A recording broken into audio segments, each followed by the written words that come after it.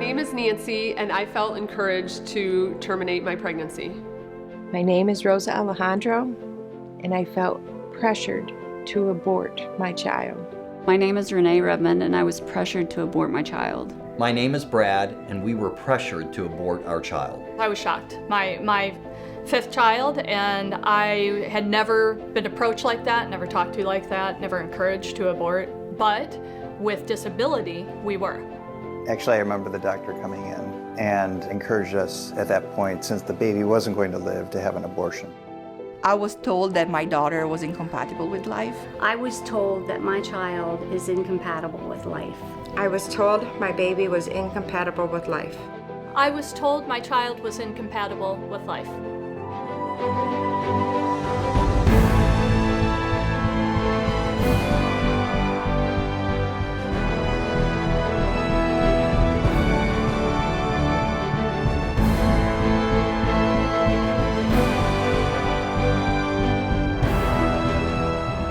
So I think there are a few reasons why doctors might immediately, maybe even enthusiastically, offer termination as the first knee-jerk response. Doctor told us that he didn't go to medical school for this, and because he saw this as a pregnancy that wasn't going to go, that wasn't going to be a viable birth. When we found out that her diagnosis was trisomy 18, we were told that it was incompatible with life. It's definitely a hubris. I know more, I can play God, I can decide. The quality of life is not worth it here. And these patients hang on doctors' every word. I got a phone call at work. I answered my line, and it was the doctor. And very coldly, he said, "I'm sorry, your fetus is going to die." Abortion was strongly encouraged because he basically kept telling me that, the baby wasn't going to have what he referred to as a normal life. It was very obvious that he didn't think a child with Down syndrome should be born. I think a lot of people feel like, why would we treat somebody like Faith? Why would somebody like that want to live? I've been in conversations with obstetricians where this is the crux of the conversation. Look what this child's going to do to that family. They're going to tear this family apart. They feel like they're doing the family a service, recommending a termination. That's what he said. It would ruin our marriage. It's going to ruin our 4 other children. It was going to ruin our finances. And he was telling us how horrible it was. And he says, well, we need to go ahead and set you up to terminate this pregnancy at 31 weeks. I think it's easy to assume that abortion is the best answer because you take care of the problem, which is a profound disability, and you move on.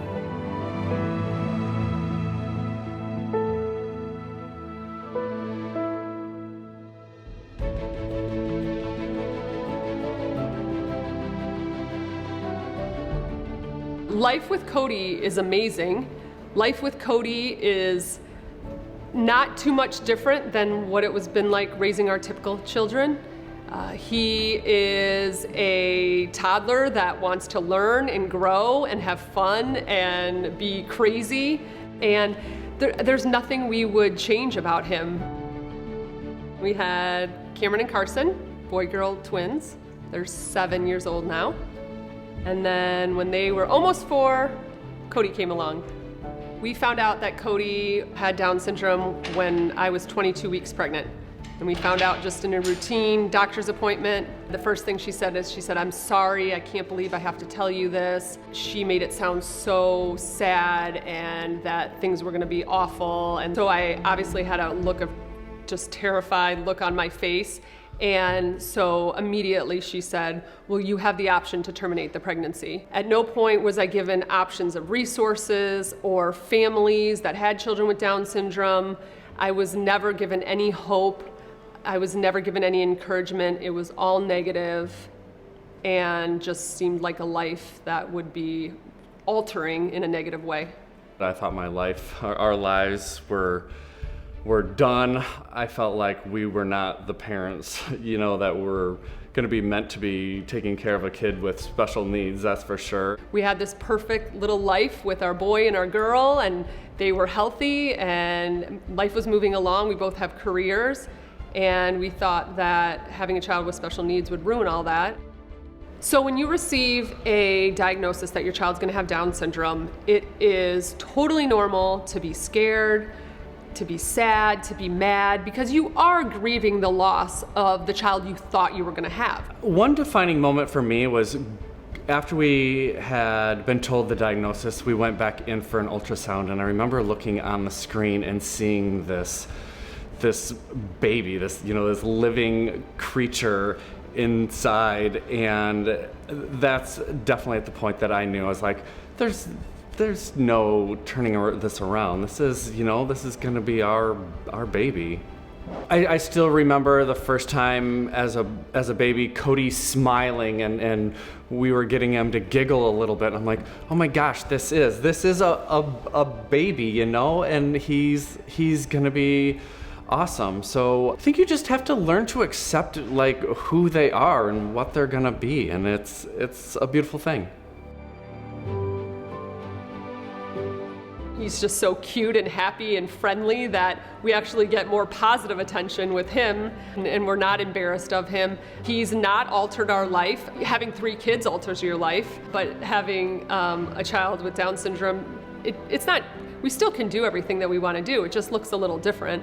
So Cody loves music and dancing, and he memorizes hand motions to every song after watching him on the iPad, and he loves gymnastics, and he's strong and can hang on the monkey bars and do all these physical activities, and he is especially cute and has an amazing smile. He wakes up before anybody else in the house because he gets on the bus early, and he's excited for the school bus, and he's just happy to be alive.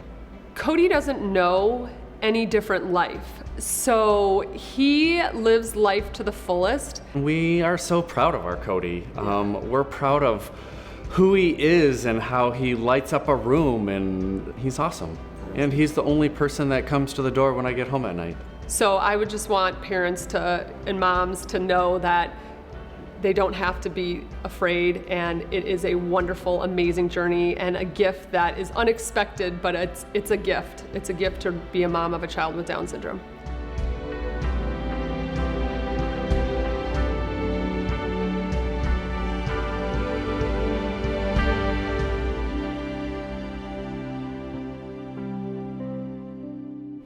Wow, what would I want to say to a mom of a child with Down syndrome, or who's pregnant with a child with Down syndrome?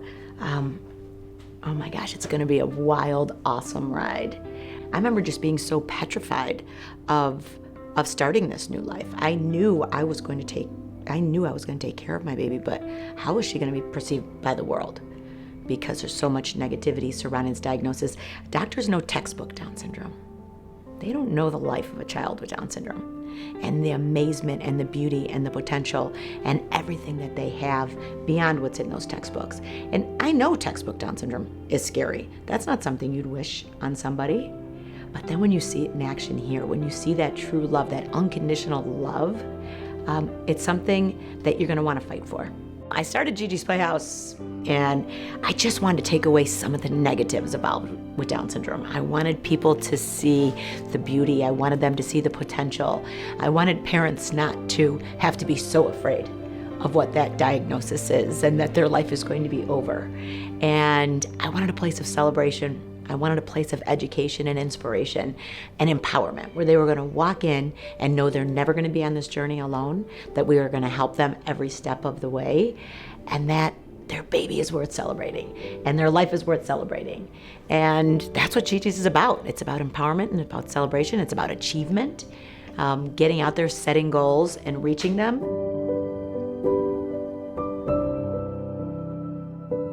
So the goal of GiGi University is to really teach them career skills, teach them real world skills So like Aubrey graduated from GiGi University. She then did an 18-week internship here at our store, Hugs and Mugs, and then we found her a job out in the community. I work at the Deer Park movie theater, and I sweep the theaters after people are done watching a movie, and then I say thank you for coming to the movie and hope that you have a nice day. The one thing I would love to tell anyone around the world is don't give up on anything, even if it's your dreams, your ambitions, the things that you want to do in life.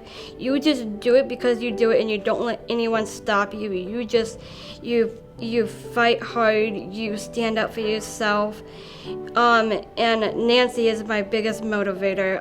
It's really helping them make their dreams come true.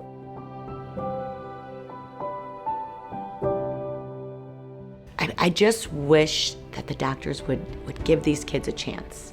You know, come visit a GiGi's Playhouse, see what it's all about, see our kids succeeding. I understand where they're coming from. Like many doctors only saw GiGi when she was sick. They didn't see her singing the national anthem in front of 40,000 people at the Cubs game. Oh, the lands of the free and the home of the brave.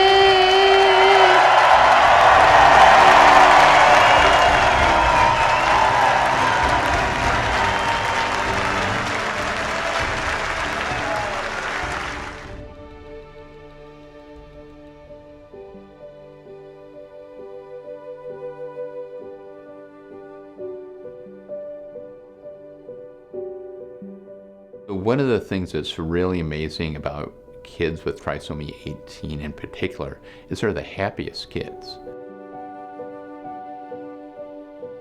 When you look at the pictures in the medical journals of trisomy 18, you see kids that are having breathing trouble that look horrible. You don't see kids like Faith that are like smiling and happy and laughing. And so you don't, even from that perspective, you don't get a feel for what these kids are like. Yeah.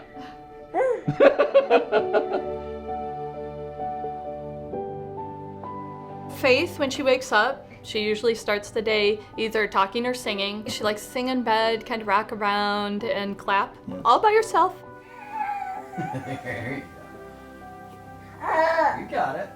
One-handed. It was always our dream to have children together when we got married, and Faith was no exception. So we went in for the ultrasound. They saw what they called soft signs So of we saw abnormality. the potential for it. Potential for it. So they're seeing things that they go, well, normally when we see this, it could mean some type of chromosomal abnormality. That's when we first found out. Then we went to a geneticist to get it described. Yes, we did. And I said, so what's the point? Can you do anything can you fix something if you find there's a problem? Well, no. I said, well, then what's the reason? Well, if you want to terminate. It was a tough appointment, but I think one of the things that we learned was that thought process was even out there, because I was shocked. My fifth child, and I had never been approached like that, never talked to like that, never encouraged to abort. But with disability, we were. As a parent, you feel trapped. You feel overwhelmed, you feel trapped, you don't think you can do anything else. And they're the expert in the field at that point. So you're believing what people, they have the degree, they've been working with kids like this, you believe, and you just don't know any different. He said she was incompatible with life, though she was living in my womb at the time, and fetal anomaly, and now Faith is 10 and a half. Not fetal, and obviously not fatal. I will often walk through the numbers with people with trisomy 18, so 90% or more of these children are aborted. So that's 100 children, let's imagine, in the womb that have been diagnosed. 90 of them will be killed by their own parents. Now, after you have these 10 left alive who are born alive, the typical numbers for it are 90% will not make it to their first birthday. So by age 1, you went from 100 to 1. So, I mean, that's a frightening, I don't know what else you can say but call that genocide. Because we've been able to prove with the doctor's help that we've had here that these children can live. In fact, when they get the care, 90% will survive, not die. So it tells you everything you need to know about what they're doing. It's neglect. It's complete, as we like to say, lethal neglect. They will not take care of them. They'll starve them, overdose them, withhold care from them, not treat them. It's frightening to me what is done to these children. It really is frightening. So Because we've seen it yeah. over and over and over. We've been doing this for 10 years, so it's just scary. And you'd think you'd get used to it, but it's maddening every time. Huh? You got it? Gosh, she loves walking around, being with her family, plays with the neighbor kids come over, she's on her swing set with them. She has occupational therapy, physical therapy, horse riding therapy, which is our absolute favorite. She just did a 4-H showing and she got 6th place and a trophy. She loves music. Gosh, even when we're at church, they're starting with the music and she is dancing big. She loves music. Yes, yeah. She loves her siblings. Gosh, she lights up when they come in the room. She leans toward them. She's very loving. Faith is just a huge role in my life. She's always been there for me. Whenever secret I want to tell her, I can tell her. We play ball. We go on swings together. We have sleepovers sometimes. Those are special occasions. We walk. We take walks together sometimes, right? It's such a joy to watch her walk when we were told she would never walk. It's such a joy to see her laugh and interact and chase her siblings with her gait trainer. And I just realized that type of love has built our whole family. Sometimes there's a person in the family that everybody's like a magnet to, and she's pretty much that person in the family. She's a blessing not only to us, but it will be a blessing to society because we get good at caring for the sick or those who need help. And then one day when we need help, we've already learned how to do it, and so have our other kids. So it's not a tragedy because every child has special needs, and every child is a gift. What a gift from God. And a lot of those mothers haven't heard congratulations yet. Nobody in the room has said congratulations. What a beautiful baby. There's something beautiful about every person, and it's taught us to find those.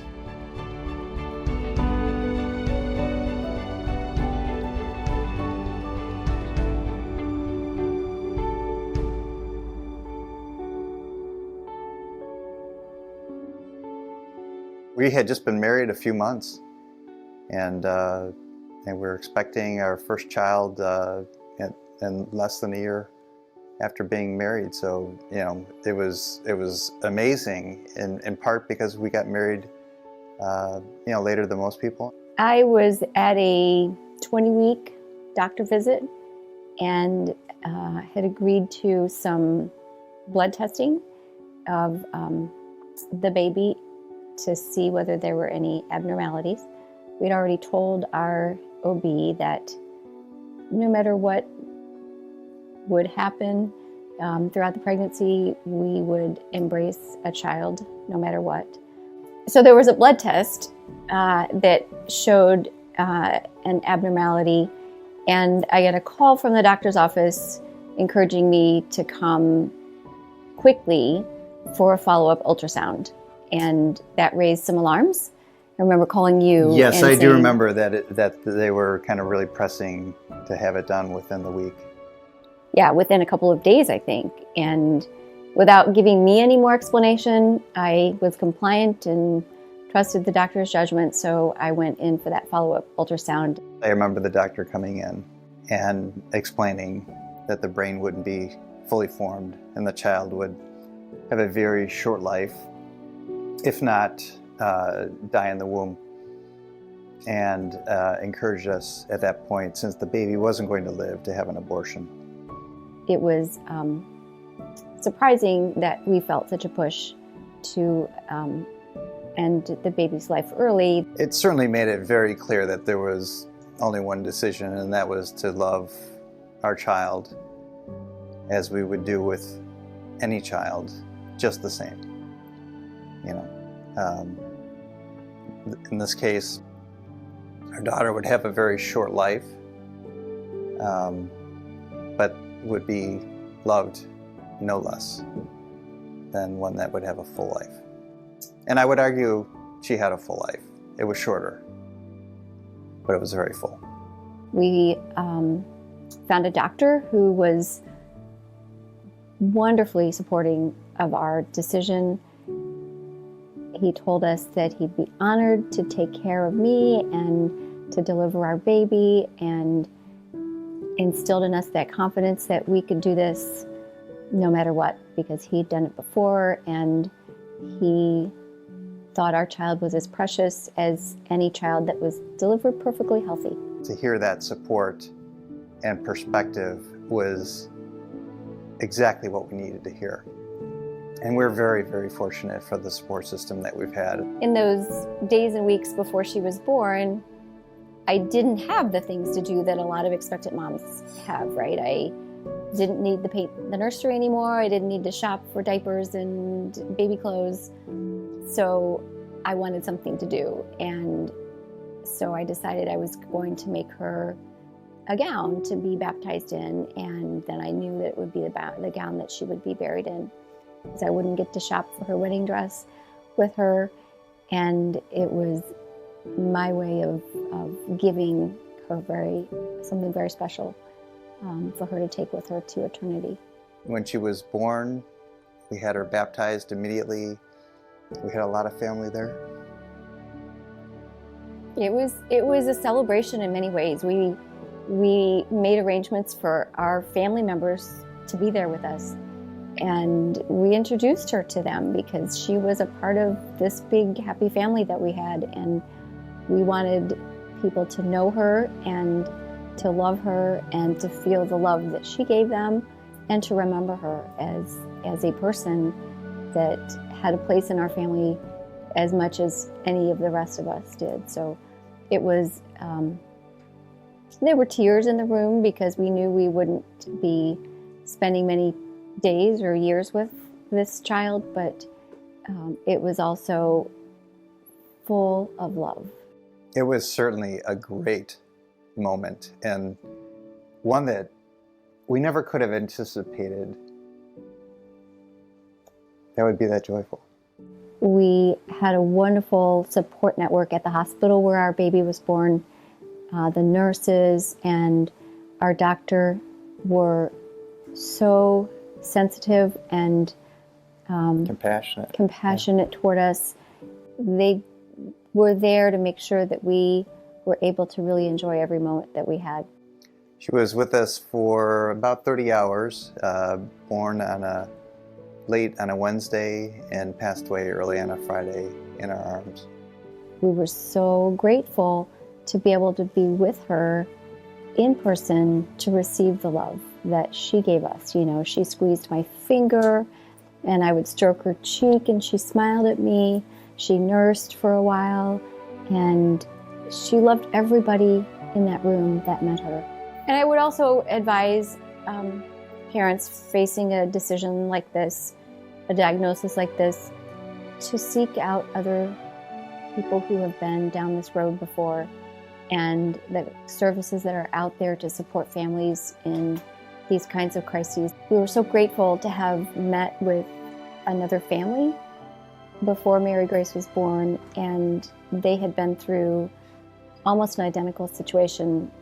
And meeting them face to face and talking with them about their experience, seeing how peaceful they were about it all, so we knew what to expect. I would say love that child unconditionally and love that child until the end of that child's natural life. And you will never regret the love that you gave. And I think really to love that child as you would want to be loved yourself.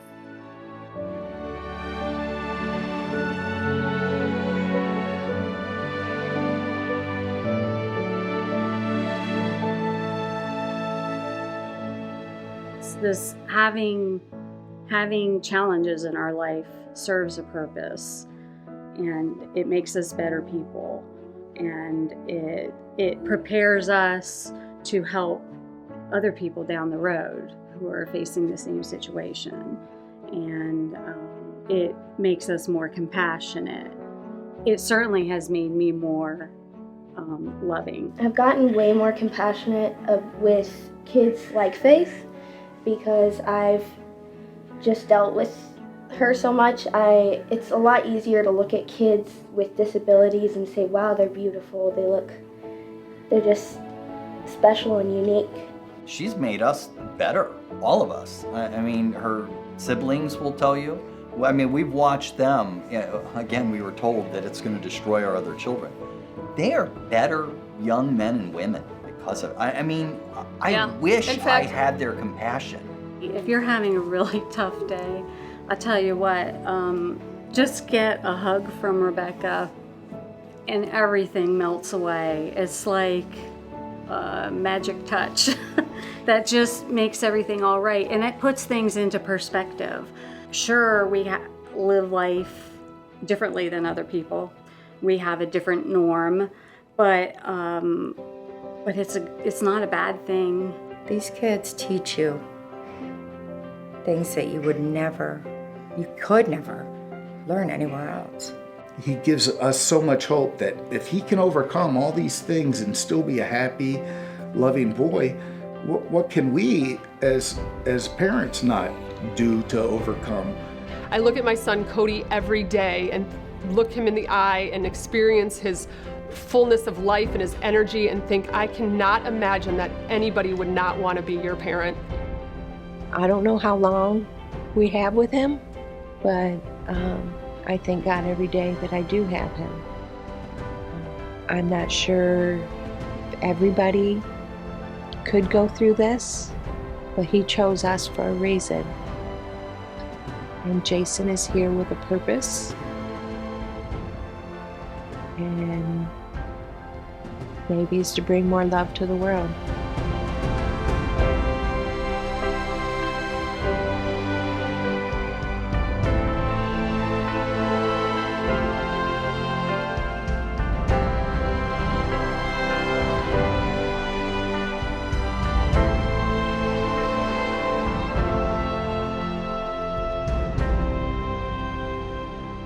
Not many people with Down syndrome can rap, and that's my passion. I can actually do that. Do you have something you can do off the fly? Yeah, I guess I can.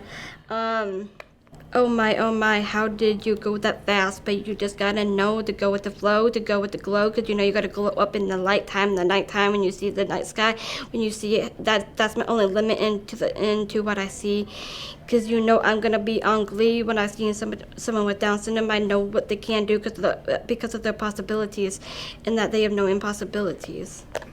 Very good. Thank you.